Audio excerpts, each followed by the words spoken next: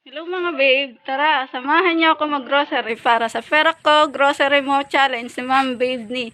Dali sa ako sa maswerteng napili para sa kanyang challenge. Let's go!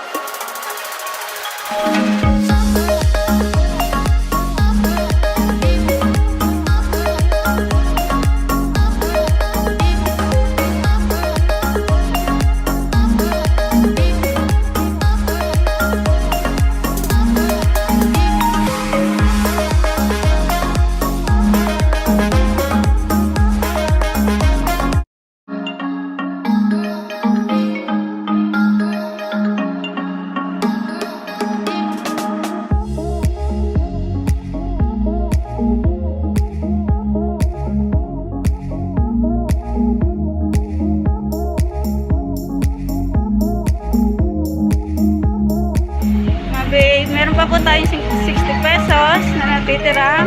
Ngayon po ay akin namang ibibili ng saging para sa aking turon.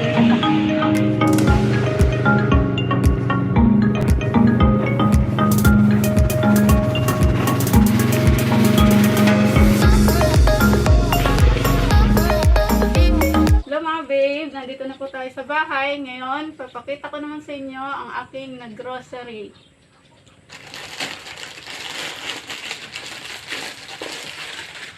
Apat na pansit canton, 2 chippy, 2 sardinas, 1 bear brand, 2 cheese it, fruities, 2 noodles, shampoo, safeguard,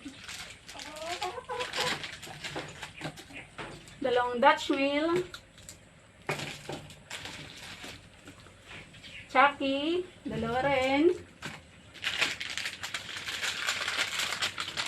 6 na kape, 6 na salt powder,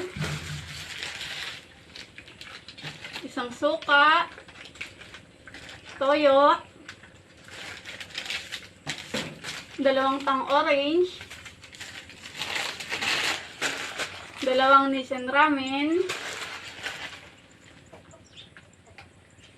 bagoong, at saging. Ito po ang aking nag-grocery sa halagang 500 pesos. Hello mga babe. Hello babe ni. Ako nga pala si Larissa Bukado, mas kilala bilang Jerome Bagaya sa Facebook. Nagsimula ako maging supporters, followers naman babe ni noong May 2021 at sa ngayon ay 3 months na po ako member sa kanyang YT. Lubos akong pinagpapasalamat sa buong may kapal at kay Ma'am Babe ni dahil isa ako sa napili ni Roleta para sa Ferraco Grocery Mo Challenge. Maraming beses na rin po ako napili para bigyan ng biyaya ni Ma'am Babe ni tulad ng sa kanyang pang-load, pang-almusal, pang-basic needs, pang-bigas at sa pa-heart. Hindi ko inaasahan na sa pagkakataong ito ay ako naman ang isang challenger para sa Ferraco Grocery Mo Challenge. Sobrang saya ko po dahil isa ako sa napili ni Roleta.